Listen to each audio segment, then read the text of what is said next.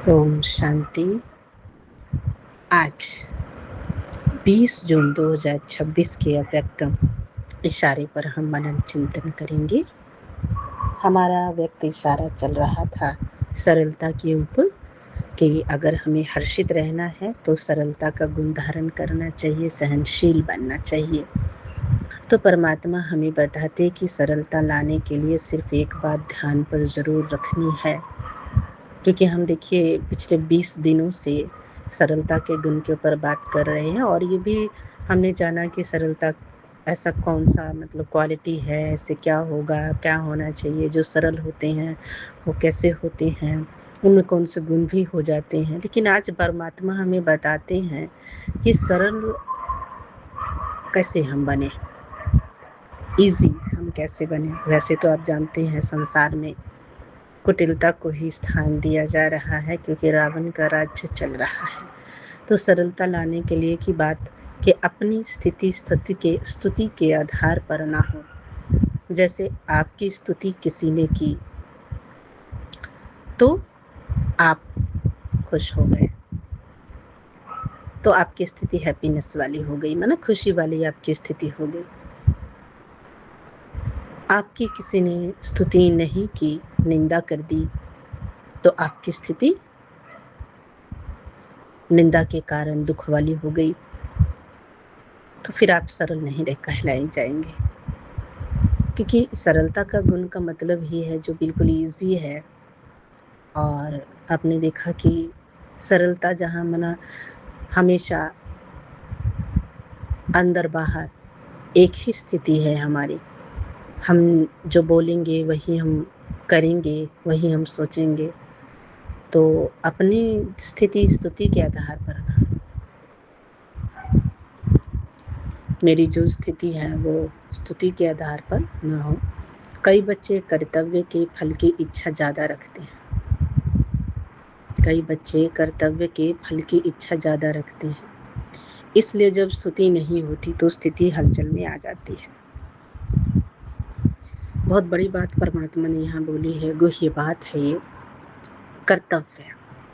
कई बच्चे कर्तव्य के फल की इच्छा ज़्यादा रखते हैं। देखिए, कर्तव्य वो कार्य है जो हमें करना ही करना है, जो हमारे लिए करना बहुत ज़रूरी है, उसे हम कर्तव्य बोलते हैं ना। ये तो मेरा फ़र्ज़ है, ये तो मेरा कर्तव्य है। तो जो इतना ज़रूरी कार्य है, कर्तव्य है आपका, उस कर्तव्य के फल की इच्छा ज़्यादा रखते हैं। है आपका कर्तव्य, फिर भी आप फल की इच्छा ज़्यादा रखते हैं, कर्तव्य के फल की इच्छा ज़्यादा रखते हैं। इसलिए जब स्तुति नहीं होती तो स्थिति हलचल में आ जाती है। क्योंकि मान लीजिए मेरा कुछ कर्तव्य था और मैंने बहुत अच्छे से उस कर्तव्य को किया, लेकिन मन में ये इच्छा आ गई, बताओ किसी को अच्छा ही नहीं लगा, किसी ने मेरी प्रशंसा ही नहीं करी, कुछ तो कुछ बोलते, है ना। तो कहने का मीनिंग हमारा सारा टेंशन स्तुति पे चला गया। तो स्तुति वैसे स्थिति। तो जब स्तुति नहीं होती तो स्थिति हलचल में आ जाती है। निंदा होती है तो निधन के बन जाते हैं। अपनी स्टेज को छोड़ धनी को भी भूल जाते हैं। निंदा होती है तो निधन के बन जाते हैं। मान लीजिए किसी ने आपकी निंदा की तो ऐसा लगेगा है ही नहीं मेरा कोई। तो ये नहीं हम सोचते कि चलो किसी ने अगर कुछ कहा है, कहीं मेरे में कमी तो नहीं है, पहले अपनी चेकिंग करेंगे। किसी ने कुछ कह दिया, किसी ने निंदा कर दिया, आप तो हैं ही ऐसे, आप अगर गलत करते हैं, ये है वो है। अगर किसी ने निंदा कर दी तो आप चेक करो ना अपने आप को, फिर आपको एहसास होगा नहीं मेरे में ये अवगुण तो है नहीं। जब आपने ये देख लिया मेरे में अवगुण नहीं है, फिर वो मेरी निंदा कर रही है, तो ये उसकी प्रॉब्लम है। वो मैं उसको अच्छी नहीं लगती, यानी मेरे गुण उसको अच्छे पसंद नहीं है, है ना। तो ये उसकी प्रॉब्लम है, मैं क्यों परेशान हूँ। तो अगर आप ध्यान से सोचेंगे तो आपको लगेगा निंदा और स्तुति है क्या। कोई आपकी स्तुति करता है, आप तो बहुत अच्छे हैं, आप में ये वाला क्वालिटी है, आप में ये वाला गुण है, आप ऐसे ये काम बहुत अच्छे से करते हैं, आप ये काम बहुत अच्छे से। तो कहीं ना कहीं जो आपके कोई गुणों की स्तुति कर रहा है, आपके जो प्रशंसा कर रहा है, जो स्तुति कर रहा है, तो वो जो स्तुति है वो क्यों कर रहा है? कहीं ना कहीं वो उस गुण को अच्छा उसे पसंद करता है, उस गुण को लाइक करता है। मान लीजिए आप सच्चे बोलते हैं, वो आपके आगे आकर के कहता है बहुत अच्छे हैं आप, इतनी सच्चाई से आप रहते हैं, अपने जीवन को इतना अपने सत्य पर आधारित किया हुआ है, परमात्मा आपके जीवन से दिखता है ना। तो इसका मतलब कहीं ना कहीं उस आत्मा ने इस चीज को महसूस किया, तो कहीं ना कहीं उसके जीवन में भी ये बातें या तो हैं या वो लाना चाहता है या उसको पसंद है, तो आपकी प्रशंसा करेगा। ठीक है, वो चीज़ें उसको अच्छी लगती हैं, आपके जो गुण है वो उसको अच्छा लगा है ना, तो वो क्योंकि वो गुण उसको वो गुण पसंद आत्मा है, तो वो गुण की पसंद जो जो उसको अच्छा लगता है वो अपनी बात बोल रहा है।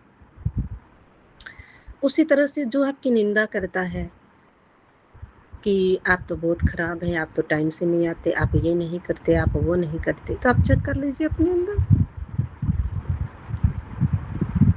अगर आप चेक करेंगे दोनों ही स्थितियों में, जब स्तुति कोई करे तब भी चेक करना है, निंदा कोई करे तब भी चेक करना है।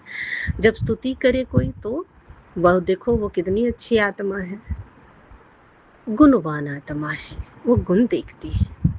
जब कोई निंदा करता है तब भी अपने अंदर चेक करो, क्या मेरे अंदर वो अवगुण है? अगर आपको दिखता है कि हाँ वो उसके निंदा सही है, वाकई मेरे अंदर ये अवगुण है, तो हमें उस अवगुण को ठीक करना चाहिए। और अगर लगता है कि नहीं नहीं मेरे अंदर ये अवगुण नहीं है, तो अगर मेरे अंदर ये अवगुण नहीं है तो क्या करना चाहिए?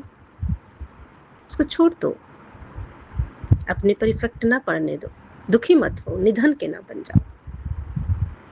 तो निंदा होती है ना तो निधन के बन जाते हैं, जो ना अपनी स्तुति पर जिनकी स्थिति टिकी होती है कि आप स्तुति करेंगे तो बहुत खुश होकर कहेंगे।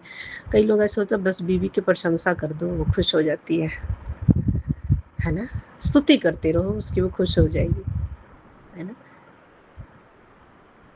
तो बीवी को क्या चाहिए? उसको अपना देखना चाहिए, क्या मैं सचमुच मेरे में ये गुण है, और अगर नहीं है तो ज़रूर कोशिश करें ना कि वो गुण आ जाए।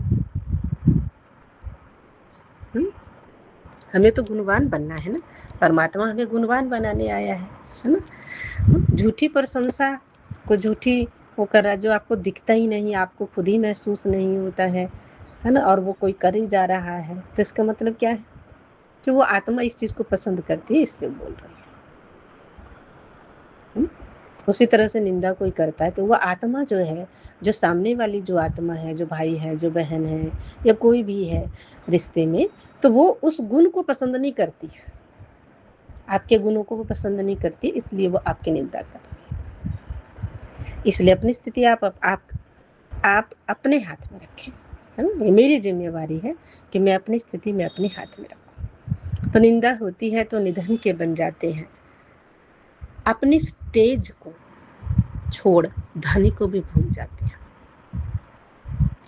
अपनी स्टेज को छोड़ धनी को भी भूल जाते हैं, अपनी स्थिति जो है उसको छोड़ देते हैं, और जो धनी है, जो हमारा परमात्मा है, जिसके कारण सब कुछ है हमारे जीवन में कह लीजिए, या जो कुछ भी हमारी जो स्थिति है उसके कारण है, तो उसको भी भूल जाते हैं। कब? जब कोई हमारी निंदा करता है। तो अपनी स्टेज को छोड़ धनी को भी भूल जाते हैं, इसलिए स्तुति के आधार पर स्थिति नहीं रखना, इसलिए स्तुति के आधार पर स्थिति नहीं रखना। अगर आप स्तुति के आधार पर रखेंगे ना तो क्या होगा, बता दिया ना बाबा ने कि स्तुति के आधार पर अगर हम जो है हम रखते हैं तो क्या होता है। अगर स्तुति पे आधार पर रखेंगे तो हलचल में आ जाएंगे, शांति नहीं रहेगी, खुशी नहीं रहेगी, आनंद की अवस्था नहीं रहेगी। तो आप सरल कहाँ से हुए फिर? सरलता नहीं रही ना फिर। तो अपनी जो स्थिति है वो हमें नहीं छोड़नी है, वो अपनी स्थिति अपने हाथ में रखनी है।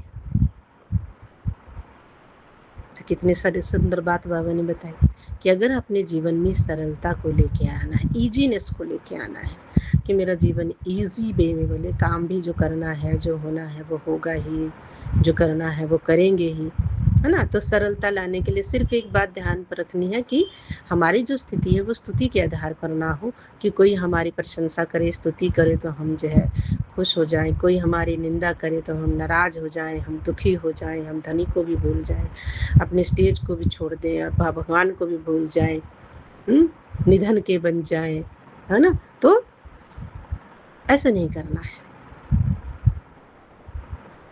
अपने कर्तव्य के जो भी हमारा एक तो वो कर्तव्य है और कर्तव्य के फल के कर्तव्य तो हमें हर हालत में पूरा करना चाहिए। और अगर आपने कर्तव्य किया, फिर कई बच्चे कर्तव्य के फल की इच्छा ज़्यादा रखते हैं। इसलिए जब स्तुति नहीं होती तो स्थिति हलचल में आ जाती है। इसलिए जब स्तुति नहीं होती तो स्थिति हलचल में आ जाती है, निंदा होती है तो निधन के बन जाते हैं, अपनी स्टेज को छोड़ धनी को भी भूल जाते हैं। इसलिए स्तुति के आधार पर स्थिति नहीं रखना, तो हम क्या बन जाएंगे? सरलता के गुण के धनी बन जाएंगे, है ना?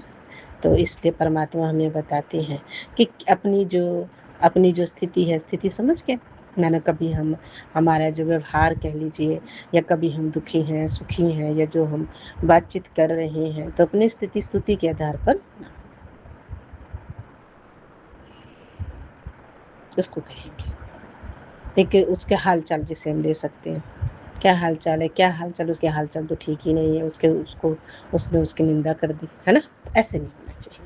हमारी जो स्थिति, हमारा हाल चाल, हमारा सुख, हमारा दुख हमारे ऊपर निर्भर है, किसी को उसकी चाबी नहीं देनी है। और कैसा बनना है? सरल सहज बन जाना है, तो हमेशा हम खुश रहेंगे। अच्छा जी, ओम शांति।